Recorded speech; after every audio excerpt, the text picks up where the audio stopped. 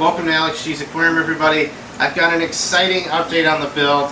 After just under 5 months of construction, I'm happy to announce the aquarium system is online.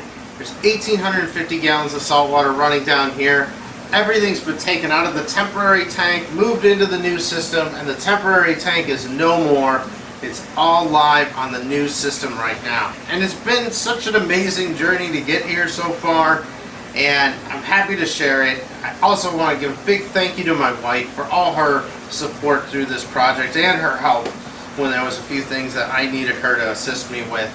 Without her, I could never gotten this done. In today's video, I want to focus in on 3 topics. I want to talk about everything that happened in the couple weeks leading up to bringing this aquarium system online, the tank transfer itself, and finally what is going to be going on next now that I have this part of the fish room all up and running. Now, talking about preparation for the tank transfer, the last 2 weeks before the transfer were all about testing this aquarium system and learning how it functions. Because I had new tanks in here, I've never had water in, the 400, the 250s behind it, the 700 back there, all those being new build tanks, I needed to ensure they were going to hold water and not have leaks. Therefore, everything with those tanks, including all the plumbing fixtures, pumps, the aquarium heating system, humidity mitigation system, the electrical system, everything down here had to be tested for a minimum of 2 weeks. And with the 400 and the water storage tanks going online last, they were the last piece of the fish room that needed a 2-week test. And I gotta admit, it was really hard getting through these 2 weeks, but it wasn't just running the system. I also put the system through its paces in terms of learning some things about how it operates. Like what happens when you turn all the power off, just how much water drains back into that sump. Now, I found out just how high the water will go, which right now the way I have it set up, it'll go almost to the top of my sump tank to allow for all the water drain off. So I had to make sure I have my water level in the sump tank set and marked so that I know where its max fill line is. I also found out when I power things back on, I might have some problems that arise there too. Now, I do have one thing on power on that actually is a problem, and that is the return pump for my 150 gallon tank will not prime itself because it's split off with the UV sterilizer to get past the head pressure to go up to the ceiling and across. I really need to close off the UV sterilizer for a few seconds and then let that water prime the line, and then it'll run. Is it a big deal? Not really.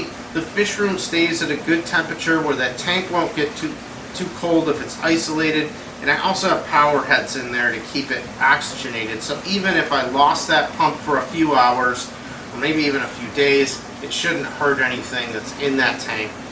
But eventually I might change that up and just give it its own dedicated pump. We'll see about that though, kind of moving forward. But those things in testing, the mechanical systems, are all incredibly important. Making sure things stayed stable and leak-free was incredibly important. I did do one more test, and that was a Triton ICP test on the RODI water I filled the system with. After everything was running for a week, I got my water sample and mailed it off to Triton. It did take a week to get there, and it took a little bit more than 48 hours for them to give me test results. Everything came back good, nothing of concern in the water sample, which gave me the green light to go ahead and add the salt mix to the system. Part of the reason I wanted to do that Triton test was I didn't want to find out there was something in my water that was going to cause a severe problem for all my fish and corals that have been through this temporary system for months. I will admit, I did kind of jump the gun a little bit on adding salt to the system. When I got my Triton results, I had already added about 800 gallons of salt mix to the system, and well, about 400 gallons of it I did because I was seeing a lot of bacterial blooms take place in the system, and I was a little concerned that bacteria that weren't salt tolerant might be growing in the system, and I didn't want to just kill that bacteria off when I added salt mix. Therefore, I just started adding in about 400 gallons of salt mix. The other 400 gallons of salt mix, I really just had lost patience, and I was like, I gotta get something in here, I'm losing it. I was gambling a bit there, but water results came back good. And I'll say mixing salt into a system this size, you can't just dump 1,800 gallons of salt mix into the system. You have got to be patient with it and do it in small batches. I was doing about 25 to 50 gallons of salt mix at a time. I tried a couple different methods for adding it. Now, one of them I thought would work, but really didn't. I think it was more just because of the situation where it was, is I had taken a bucket of salt and upended it over the top of the sump tank and kind of had it just falling in there like an hourglass with just a fine amount of it. Only problem with that was a lot of it wasn't getting dissolved and it was starting to just build up. The best method I found for mixing the salt was to use my 150 gallon, just put about 12,000 gallons of water flow per hour in it with power heads, and then have its return pump going, and then dump the salt mix into the tank. It's bare bottom. I could watch all the salt get dissolved in there and then give it some time for the water to be exchanged out, and then just repeat that process.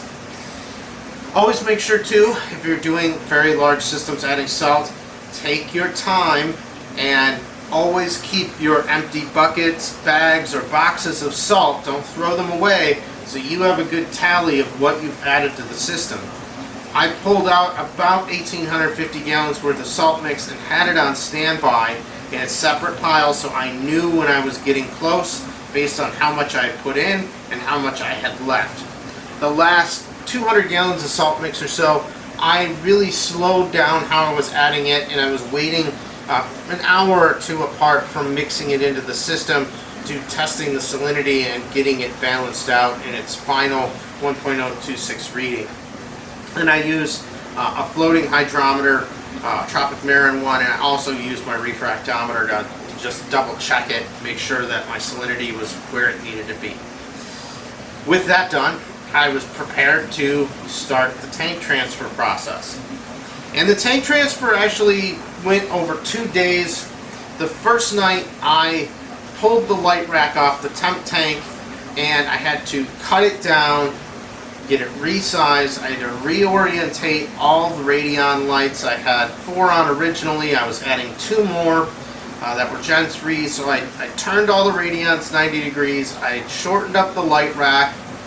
I cleaned all the Radions, remounted them on the light rack, installed the light rack, installed all the power supplies, did all the cable management, hooked up the Apex and the WXM module, and got all that running the night before. So I did quite a bit of work in the night leading up to getting this done. I also took my Kessel Tuna Sun light that I had on as my refugium light on the temp tank and moved it over to the refugium tank.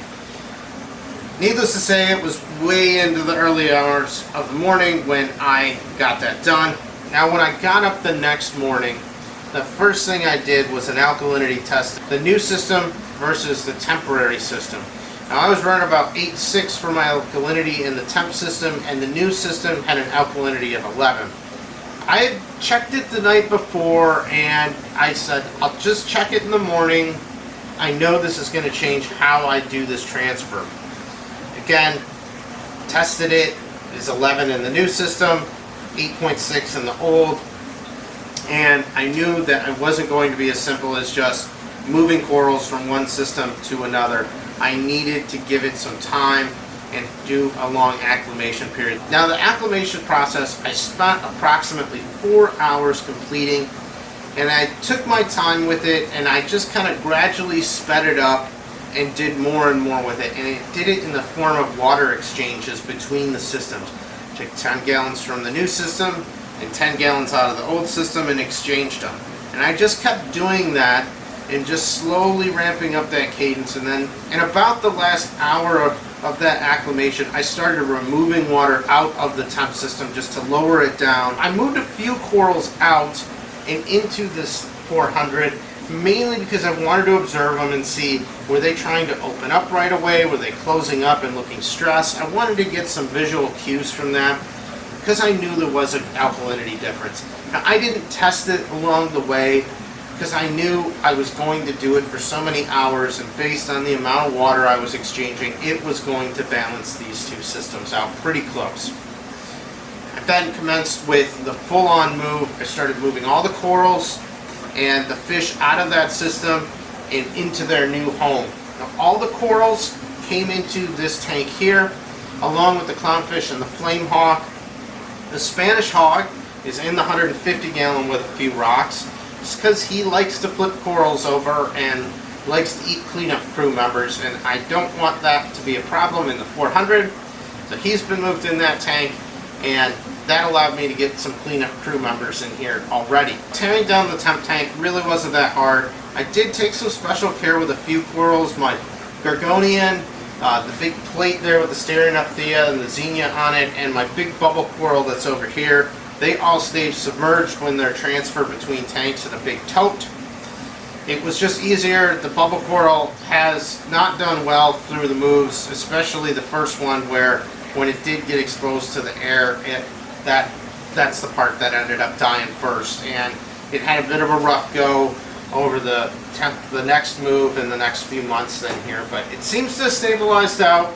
I don't expect to see consumption start to pick up for a while, so I'm just going to monitor it every few days and see where that alk is at. With moving the fish and the corals out, I also took the time to take some egg crate that was in the temporary tank and move it into the refugium. I hung it off the cross braces. There's a lot of algae, feather dusters, and other marine growth on there, and I thought it would be an excellent way to seed that refugium. I also vacuumed up some detritus out of the temp tank and just dumped it straight into that refugium just to start seeding things and getting them moving to get that microfauna back in the system. The Spanish hog decimated what was in there. There really wasn't a lot visibly walking around anymore other than Astrea stars and seeing feather dusters, because he didn't eat those things. But in either case, it also seeded that refugium, which is starting to look great. Overall, the tank transfer went really well. It's been 2 weeks since I've done that move. All the corals, for the most part, are looking pretty good. A couple are still stressed, but overall, everything's doing good. The fish are doing good. The refugium's starting to show some life. I've actually added some cleanup crew members in here, put a few peppermint shrimp, a couple cleaner shrimp into the 400, along with some snails and hermit crabs, just to get some cleanup crew in here. I also went ahead and dosed in some algae barn pods into the 700 gallon tank and just got one small jar of the eco pods and some phytoplankton that I've been dosing on top of that. And I'm starting to see pods on the glass. It's been over a week since I've added them, so that's another good thing to see that life coming back into the system. As for what's next in here, I've got a lot of work to get done. Matter of fact, right in front of me here is my secondary sump, which is my next project for the fish room. This is the last tank being built in the fish room. I waited on doing it because I wanted to use the lumber from the temp tank to help build this one, because lumber is absolutely ridiculous right now, and I wanted to try and save a little bit of money, which I was able to use pretty much all salvaged lumber except for a few boards and plywood, sheets of plywood in here to build out this new secondary sump. Its dimensions are, on the outside, it's 10 feet long, 4 feet wide, 27 inches tall. It'll be about 8 inches narrower on length and width on the inside for that, but it's still a massive tank here. There's a ton of water space in it. It's going to allow me to let my main display and everything else be able to drain back without a problem over here and provide more water volume to the system. I might even make kind of a cryptic high water flow refugium over here too, and just put some base rock in here. Maybe some non-photosynthetic corals at some point too. Once I get this secondary sump built, I am going to move on. I've got a shelf here by the utility sink I want to get built in just to make a convenient little workspace. Some shelving, organization of PVC parts, some storage racks. I got a few things I want to get done just to organize this room, get it all together, some cable management stuff, just a lot of odds and ends stuff that has to be done. Once I have all that stuff done, I'm going to move on to the display tank out in the finished basement and get that part of the project started. I'm really looking forward to tackling that project, but I've got some more planning and other things I have to get done first. that's the update on the build.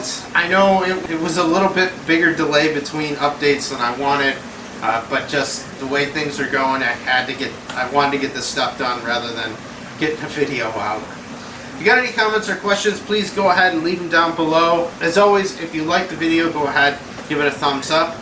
Thanks again for watching, everybody, and I'll see you on the next video.